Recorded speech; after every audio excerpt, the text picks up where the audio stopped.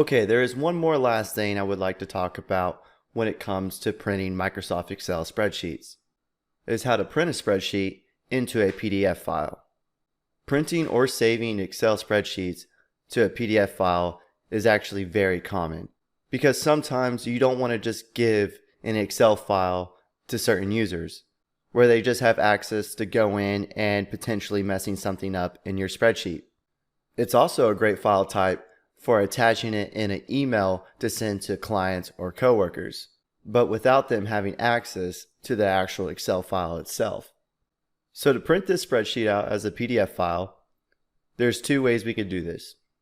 The first way is going up to the File tab and click Print. And for the printer, you can select Microsoft Print to PDF. And if we went ahead and click Print, it would prompt us to give the file a name and choose the location on our computer to save the file. So that's the first option. Another way to save an Excel spreadsheet as a PDF file is clicking File, then Save As. And then here in our drop-down, we can select the PDF file format. In this way, it gives us a little bit more options. We can select More Options, then click the button that says Options, and then from here we can decide what we want to publish. Currently, it's selected to only publish the active sheet that we have open, which is our report sheet. But if we wanted to, we could convert just a selection of cells or an entire workbook.